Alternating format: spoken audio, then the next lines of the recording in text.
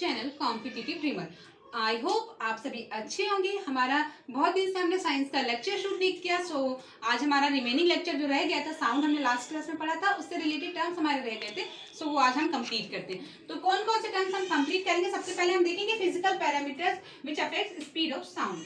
Physical parameter which affect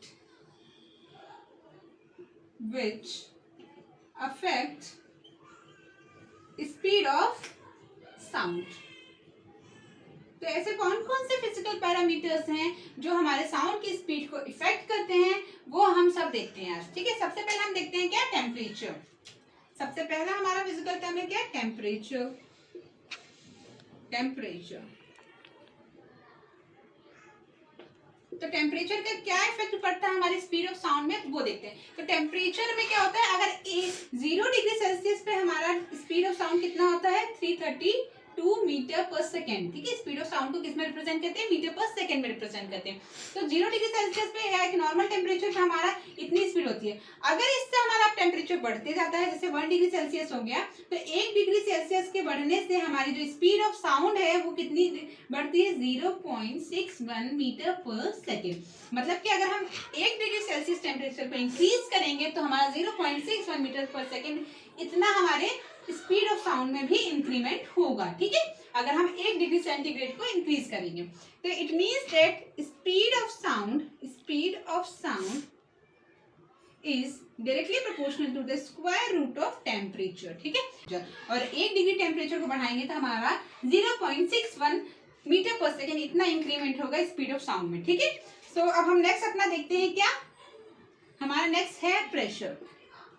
pressure, तो pressure का क्या इफेक्ट पड़ता है हमारे स्पीड ऑफ साउंड में, वो देखते हैं। तो प्रेशर का हमारे स्पीड ऑफ साउंड में कोई भी इफेक्ट नहीं पड़ता। ठीक है, there is no change, there is no change in speed of sound, in speed of sound. It means that कि अगर प्रेशर जो है हमारा कम हो या ज्यादा हो, उसका कोई इफेक्ट नहीं पड़ता हमारे साउंड में। ठीक है, there is no effect of pressure in speed of sound. ठीक है, सो अब हमारा नेक्स्ट टर्म क्या हो जाता है, हमारा नेक्स्ट टर्म होता है ह्यूमिडिटी। हमारा नेक्स्ट टर्म क्या है, ह्यूमिडिटी। टर्म है ह्यूमिडिटी। ह्यूमिडिटी का क्या इफेक्ट पड़ता है, तो ह्यूमिडिटी का इफेक्ट क्या पड़ता है, अगर हमारा ह्यूमिडिटी एटमॉस्फेयर में इंक्रीज होगी तो हमारा जो स्पीड ऑफ साउंड है वो भी क्या हो जाएगा, इंक्रीज हो जाएगा। ठीक है, ह्यूमिडिटी, ह्यूमिडिटी। तो ह्यूमिडिटी अगर इंक्रीज होगी, अगर हमारी ह्यूमिडिटी इंक्रीज होगी तो जो हमारा स्पीड ऑफ साउंड है वो भी क्या हो जाएगा, स्पीड ऑफ साउंड भी इंक्रीज होगा। यही कारण है कि रेनी सीजन में हमें ट्रेन का सायरन ज्यादा तेज सुनाई देता है as compare to dry season. ठीक है, यही कारण है, रीजन क्या है इसका, रेनी सीजन में ट्रेन की जो सायरन की स्पीड होती है या ट्रेन का जो सायरन होता है वो हमें ज्यादा तेज सुनाई देता है। ठीक है, ज्यादा तेज सुनाई देता है।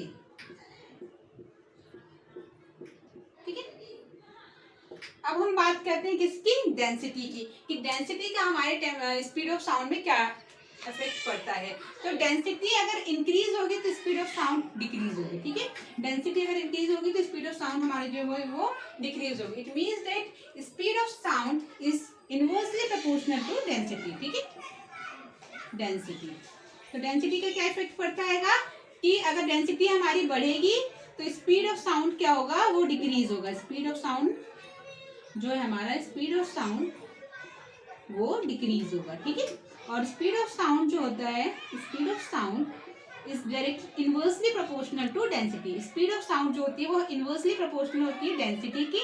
इट मीन्स दैट अगर हमारी डेंसिटी बढ़ेगी तो हमारे स्पीड ऑफ साउंड जो है वो डिक्रीज होगा, और स्पीड ऑफ साउंड अगर इंक्रीज होगा तो डेंसिटी हमारी वो ऑलरेडी क्या हो जाएगी, डिक्रीज हो जाएगी। ठीक है, ये हमारा इफेक्ट पड़ेगा डेंसिटी का। अब हम बात करते हैं हमारे नेक्स्ट टर्म की, वो क्या है हमारा, और लास्ट हमारा क्या है, इलास्टिसिटी। तो इलास्टिसिटी अगर इंक्रीज होगी तो हमारा स्पीड ऑफ साउंड भी इंक्रीज होगा, क्योंकि स्पीड ऑफ साउंड जो होता है वो डायरेक्टली प्रोपोर्शनल होता है इलास्टिसिटी से। ठीक है, लास्ट हमारा क्या है, फिफ्थ वन, इलास्टिसिटी। इलास्टिसिटी, तो इसका क्या होगा, अगर इलास्टिसिटी हमारी इंक्रीज होगी तो स्पीड ऑफ साउंड जो है वो भी इंक्रीज होगा। Speed of sound is also increases, ठीक है। और स्पीड ऑफ साउंड जो है, स्पीड ऑफ साउंड वो डायरेक्टली प्रोपोर्शनल होता है किसके, इलास्टिसिटी के, इलास्टिसिटी, ठीक है। ये हमारे फिजिकल टर्म्स हो गए जो कि क्या इफेक्ट डालते हैं हमारे स्पीड ऑफ साउंड में, वो देखा हमने। अब ऐसे कैरेक्टरिस्टिक्स जो हमारे म्यूजिकल नोट्स को डिफर करते हैं या म्यूजिकल नोट्स की वेरिएशंस को बताते हैं, अब हम वो देखते हैं, ठीक है। Characteristics of musical notes. So characteristics of musical sounds या म्यूजिकल नोट्स भी हम बोल सकते हैं। तो जो हमारे म्यूजिकल नोट्स होते हैं वो बेसिकली 3 प्रॉपर्टीज या 3 एस्पेक्ट्स पे डिफर करते हैं एक दूसरे से। वो 3 एस्पेक्ट्स हमारे क्या क्या हैं, एक है हमारा इंटेंसिटी, दूसरा है हमारा पिच,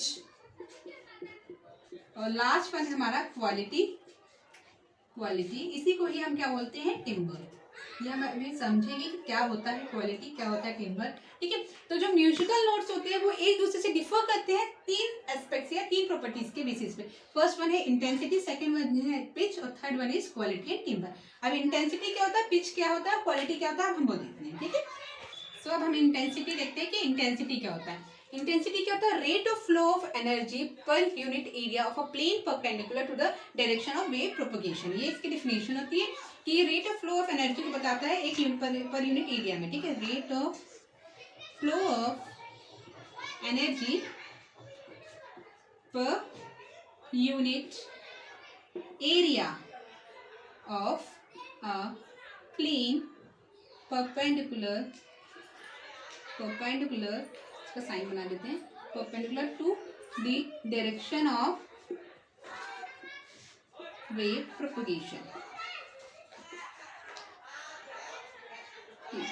इंटेंसिटी बेसिकली हमारा बताता है कि कितना एनर्जी फ्लो हुआ है एक यूनिट एरिया में, ठीक है। और इसकी अगर हम यूनिट की बात करें तो इसकी यूनिट होती है जूल पर सेकेंड मीटर स्क्वायर, ठीक है। इसकी यूनिट होती है कि किसकी, इंटेंसिटी की। अब पिच क्या होता है, पिच तो हम सभी जानते हैं कि क्या होता है।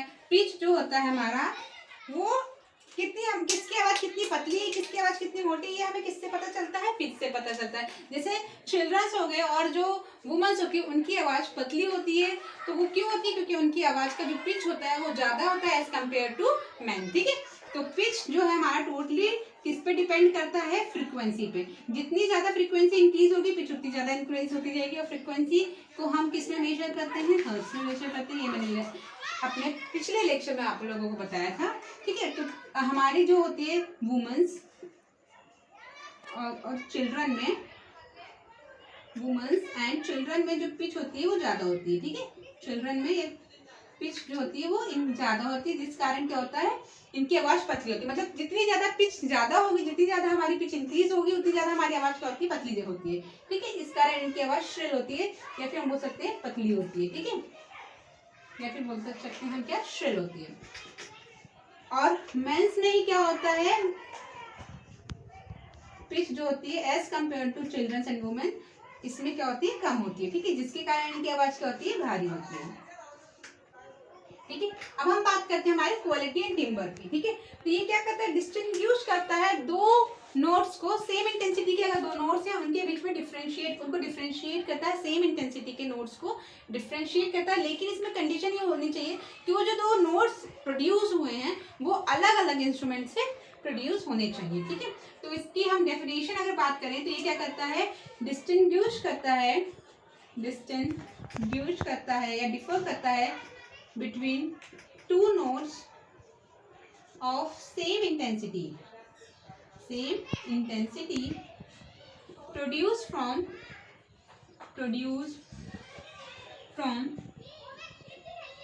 two different musical instruments, ठीक है। अलग अलग इंस्ट्रूमेंट से ये दोनों ही नोट्स हमारे क्या होने चाहिए, प्रोड्यूस होने चाहिए। तो उसको हम क्या बोलते हैं कि क्वालिटी और टिम्बर, मतलब किसकी ज्यादा बेस्ट क्वालिटी है, या दोनों नोट्स जो होने चाहिए सेम इंटेंसिटी के होने चाहिए, पर क्या होना चाहिए, दोनों ही अलग अलग म्यूजिकल इंस्ट्रूमेंट से प्रोड्यूस होने चाहिए, ठीक है। ये हो गया हमारी क्वालिटी और टिम्बर की बात।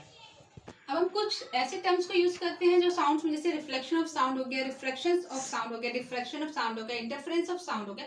अब हम इन सब की बात करते हैं। तो सबसे पहले हम स्टार्ट करते हैं किससे, रिफ्लेक्शन ऑफ साउंड से। रिफ्लेक्शन ऑफ साउंड, ठीक है। तो रिफ्लेक्शन ऑफ साउंड, रिफ्लेक्शन तो सबको पता है कि any incident ray falls on a polish surface then it is back into the same medium, ये तो हमें लाइट के बारे में पता है। लेकिन साउंड में रिफ्लेक्शन क्या होता है वो देखना है। तो साउंड में रिफ्लेक्शन जो है वो तभी पॉसिबल है जब हमारा कोई भी लार्ज ऑब्जेक्ट, मतलब कि reflection of sound is only possible with the large surface, मतलब बड़े सरफेस या बड़े ऑब्जेक्ट होंगे तभी हमारा क्या पॉसिबल है, रिफ्लेक्शन ऑफ साउंड, ठीक है। लार्ज सरफेस और लार्ज ऑब्जेक्ट होने चाहिए रिफ्लेक्शन ऑफ साउंड के लिए। तो क्या हो सकता है इसका एग्जांपल, इसके अगर एग्जांपल की हम बात करें तो जैसे माउंटेन हो गए, हमारा साउंड हमको सुनाई देता है जब हम चिल्लाते हैं। वॉल्स हो गई, दीवारें हमारे घर की, रिवर्स हो गए एंड सो ऑन, ठीक है। सो रिफ्लेक्शन ऑफ साउंड डेफिनेशन वही है जो लाइट में होती है, बस इसमें क्या होता है कि पॉसिबल होता है लार्ज सरफेस में और लार्ज ऑब्जेक्ट में, जिसके मैंने मतलब कुछ एग्जांपल्स भी आपको बता दिए जिससे आपको अच्छे से समझ में आ जाए। अब हम बात करते हैं किसकी, इको साउंड की, कि इको साउंड क्या होता है अगर रिफ्लेक्शन ही होता है तो। इको साउंड भी वही होता है जो हमें सुनाई देता है, रिफ्लेक्शन ऑफ साउंड ही होता है, लेकिन अब इको साउंड क्या होता है, एक तरीके से रिफ्लेक्शन ऑफ साउंड ही होता है। अब लेकिन हमें इको सुनना है तो हमें कितने डिस्टेंस पर अपनी आवाज को सुनना चाहिए, मतलब कितना डिस्टेंस मेजर करना चाहिए, कितना डिस्टेंस जरूरी है इको साउंड को सुनने के लिए, ठीक है, वो देखते हैं। तो इको क्या होता है, रिफ्लेक्शन ऑफ साउंड होता है, echo is a reflection of sound, ठीक है। इको सुनने के लिए क्या होना चाहिए, इसको हम निकालते हैं, डिस्टेंस इसको होता है स्पीड इनटू टाइम। तो जो टाइम होता है original sound and reflective sound में वो कितना होता है, 0.1 सेकेंड। तो time between original sound and reflected sound is 0.1 second, ठीक है। तो स्पीड हमारे साउंड की क्या होती है, 332 मीटर पर सेकेंड इंटू में 0.1 सेकेंड, तो उसको मल्टीप्लाई करेंगे तो क्या हो जाएगा 33.16 पॉइंट कुछ अप्रोक्स में आएगा, मतलब कि अगर हम अप्रोक्स ले तो 17 हमारा अप्रोक्स होना चाहिए, 17 मीटर की दूरी होनी चाहिए हमें इको साउंड सुनने के लिए। तो मिनिमम डिस्टेंस कितना होना चाहिए, मिनिमम डिस्टेंस हमारा होना चाहिए कितना, 17 मीटर, ठीक है। और मैक्सिमम की अगर बात करें कि मैक्सिमम क्या होना चाहिए, तो मैक्सिमम जो है वो डिपेंड करेगा एनर्जी ऑफ साउंड पे, ठीक है, depends on energy of sound, depend on energy of sound, sound की एनर्जी पे डिपेंड करेगा कि कितनी साउंड की एनर्जी, उस हिसाब से हम अपना मैक्सिमम डिस्टेंस रखेंगे। लेकिन मिनिमम डिस्टेंस कम से कम 17 मीटर होना चाहिए, तभी आपको इको साउंड सुनाई देगा, मतलब जिसको हम मूवीज में देखा है हमने कि हमें हमारी ही आवाज सुनाई देती है अगर हम कहीं माउंटेन्स या हिल्स एरिया पे चिल्लाते हैं। तो कम से कम कितनी डिस्टेंस होनी चाहिए, 17 मीटर, और मैक्सिमम कितनी होनी चाहिए, मैक्सिमम जो है वो डिपेंड करती है एनर्जी ऑफ साउंड पे, ठीक। अब हम बात करते हैं किसकी, रिवर्बरेशन की। तो रिवर्बरेशन क्या होता है, इसको हिंदी में हम बोलते हैं क्या, गूंज, गूंज बोलते हैं हिंदी में, ठीक है। तो रिवर्बरेशन क्या होता है, multiple reflection of sound is known as reverberation, multiple reflection of sound, ठीक है। तो रिवर्बरेशन को या फिर हम बोल सकते हैं गूंज को कम करने के लिए हम क्या क्या यूज कर सकते हैं, तो जैसे हम थर्माकोल का यूज कर सकते हैं, थर्माकोल का, कर्टन का हम यूज कर सकते हैं। जैसे कि हम थिएटर्स में देखते हैं, हमारे थिएटर्स में क्या होता है, रिवर्बरेशन को कम करने के लिए क्या होता है, पर्दे लगे रहते हैं, कर्टन्स लगे रहते हैं, जिससे हमारी गूंज जो है, हमारी रिवर्बरेशन जो है वो कम हो जाए, ठीक है। ये हो गया हमारा रिवर्बरेशन। अब हम बात करते हैं क्या, रिफ्रैक्शन ऑफ साउंड की। किसकी बात करते हैं, रिफ्रैक्शन ऑफ साउंड की।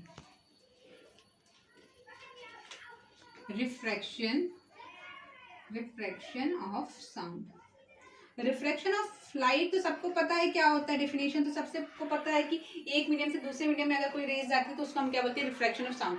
तो लॉज भी सबको पता होंगे, फिर भी मैं एक बार बता देती हूँ लॉज क्या होता है, कि अगर कोई रे रेयरर मीडियम से डेंसर मीडियम में जाएगी तो क्या होगा, टुवर्ड्स द नॉर्मल हो जाएगी, ये नॉर्मल है हमारी। और अगर कोई रे डेंसर से रेयरर में जाएगी तो क्या हो जाएगा, अवे फ्रॉम द नॉर्मल, यहाँ से दूर भागेगी, ठीक है, नॉर्मल से। रेयरर से अगर डेंसर में जाती है तो क्या होता है, टुवर्ड्स द नॉर्मल, और डेंसर टू रेयरर जाती है तो अवे फ्रॉम द नॉर्मल। ये हमारे लॉज होते हैं रिफ्रैक्शन ऑफ साउंड के। तो अब रिफ्रैक्शन ऑफ साउंड के क्या इफेक्ट पड़ता है हमारे साउंड में रिफ्लेक्शन का, तो इसका हम देखते हैं कि रिफ्लेक्शन ऑफ साउंड के कारण ही हमें क्या होता है, कोई साउंड दिन की अपेक्षा रात में ज्यादा देर या ज्यादा दूर तक सुनाई देता है एज कम्पेयर टू डेज। तो ये क्यों होता है, रिफ्लेक्शन ऑफ साउंड के कारण होता है, और इसका रीजन क्या है वो देखते हैं हम। तो रिफ्लेक्शन ऑफ साउंड के कारण ही क्या होता है कि हमारा जो साउंड है वो दिन के कंपेयर में, अगर दिन की अपेक्षा हम बात करें रात में, तो रात में क्या होता है ज्यादा दूर तक सुनाई देता है। तो अब हम इसका रीजन देख लेते हैं। ये तो हमने रीजन देख लिया रिफ्लेक्शन ऑफ साउंड, तो अब हम इसका प्रैक्टिकल देख लेते हैं कि कैसे होता है, तो वो भी मैं अभी आपको बताती हूँ। तो हम प्रैक्टिकल देखते हैं दोनों का क्या है। दिन में क्या होता है, हमारे अर्थ पे क्या होती है, गर्म हवा होती है, हॉट एयर होती है। तो हॉट एयर होती है वो क्या होती है, हल्की होती है, ठीक है। हॉट एयर क्या होती है, हल्की रहती है, हल्की रहती है। और जो ठंडी हवा होती है, या फिर हम जो बोलते हैं सकते हैं कोल्ड एयर होती है, वो क्या होती है, हैवी होती है, ठीक है। तो दिन में क्या होता है, हमारा नीचे हॉट एयर होती है, हॉट एयर क्या होती है, हल्की होती है, मीन्स दैट हमारा नीचे क्या होगा, रेयरर मीडियम होगा और डेंसर मीडियम होगा। तो अभी इससे पहले मैंने आपको लॉ बताया था कि रेयर मीडियम से अगर डेंसर मीडियम में कोई लाइट रे ट्रेवल करेगी या कोई वेव ट्रेवल करेगा तो क्या हो जाएगा, बेंड होगा टुवर्ड्स द नॉर्मल, ठीक है, बेंड होगा टुवर्ड्स द नॉर्मल। तो यही कारण है कि हमारा रात की अपेक्षा, दिन की अपेक्षा रात में दूर तक साउंड सुनाई देता है। कैसे, यहाँ से रे ने ट्रेवल किया, ये बेंड होगी ऊपर की ओर, ठीक है, फिर एक रे ने ट्रेवल किया, ये बेंड होगी ऊपर की ओर, फिर एक रे ने ट्रेवल किया, बेंड होगी ऊपर की ओर। तो ये ज्यादा डिस्टेंस तक फैल नहीं पाई, ऊपर की ओर बेंड होती गई, ठीक है। इसलिए दिन में हमें कम दूरी तक सुनाई देता है। और रात में क्या होता है, ठंडी हवा नीचे रहती है और गर्म हवा ऊपर रहती है। तो ठंडी हवा नीचे रहती है मतलब डेंसर मीडियम नीचे है और रेयरर मीडियम ऊपर है। तो कोई वेव या कोई रे डेंसर से रेयरर में जाती है तो नॉर्मल से दूर भागती है, तो डेंसर से रेयरर में गई तो नॉर्मल से दूर भागी, डेंसर से रेयरर में गई नॉर्मल से दूर भागी। ये ज्यादा डिस्टेंस को कवर कर रही है इतनी, इसलिए नाइट में हमारा साउंड जो है वो ज्यादा दूर तक सुनाई देता है और दिन में हमारा साउंड वो कम दूरी तक सुनाई देता है, क्योंकि सारा साउंड जो है ऊपर की तरफ बैंड होते जाता है और इसमें क्या होता है, फैलता जाता है, इसलिए हमें ज्यादा दूर तक सुनाई देता है। ये रीजन होता है कि दिन में कम सुनाई देता है साउंड, कम दूरी तक सुनाई देता है, और नाइट में ज्यादा दूरी तक हमारा साउंड सुनाई देता है। अब हम बात करते हैं डिफ्रैक्शन ऑफ साउंड की। डिफ्रैक्शन ऑफ साउंड की, डिफ्रैक्शन ऑफ साउंड क्या होता है, डिफ्रैक्शन ऑफ साउंड कुछ नहीं होता, मतलब कि डिफ्रैक्शन ऑफ साउंड आप इजीली समझ सकते हैं कि जो रोड का साउंड होता है वो हमारे घर तक में, हम घर के अंदर रहते हैं तो हमें कैसे सुनाई देता है, तो साउंड वेव्स का कॉर्नर्स पे मुड़ना, मतलब कि साउंड वेव्स का कॉर्नर से मुड़कर हमारे घर तक आना, जिसके कारण हमें क्या होता है, रोड का साउंड सुनाई देता है। तो रोड का साउंड क्यों सुनाई देता है, किसके कारण, due to diffraction of sound के कारण ही हमें रोड का साउंड अपने घर पे सुनाई देता है। और डिफ्रैक्शन ऑफ साउंड क्या होता है, साउंड वेव्स का कॉर्नर पर मुड़ना, कॉर्नर पर बैंड होना, क्या कहलाता है, डिफ्रैक्शन ऑफ साउंड, ठीक है। अब हम बात करते हैं किसकी, लास्ट टर्म है हमारा इंटरफेरेंस ऑफ साउंड की। क्या है हमारा, interference of sound, interference of sound. तो इंटरफेरेंस ऑफ साउंड क्या होता है, अगर दो वेव्स हैं, सेम एम्पलीट्यूड है, सेम फ्रीक्वेंसी है, और एक सिंगल पॉइंट पे ये क्या कर रही है, मीट कर रही हैं, एक सिंगल पॉइंट पे ये दोनों मीट कर रही है, तो उसको हम क्या बोलेंगे, इंटरफेरेंस ऑफ साउंड। इसका एग्जांपल क्या है, रेडियो का साउंड, ठीक है, sound of radio, sound of radio, radio का जो साउंड है वो एग्जांपल होता है किसका, इंटरफेरेंस ऑफ साउंड का एग्जांपल होता है। और इसकी डेफिनेशन अगर अभी हम बात करें तो हमने अभी बताया कि सेम इंटेंसिटी, दो वेव्स होनी चाहिए सेम एम्पलीट्यूड की, two waves of same amplitude and same frequency meeting at a point is known as interference of sound, ठीक है। सो ये हमारा सारे टर्म्स हमने कवर कर लिए, जितने हमारे टर्म्स थे साउंड में। आई होप आप सबको समझ में आया होगा। So please like, share and subscribe. Thank you, have a nice day.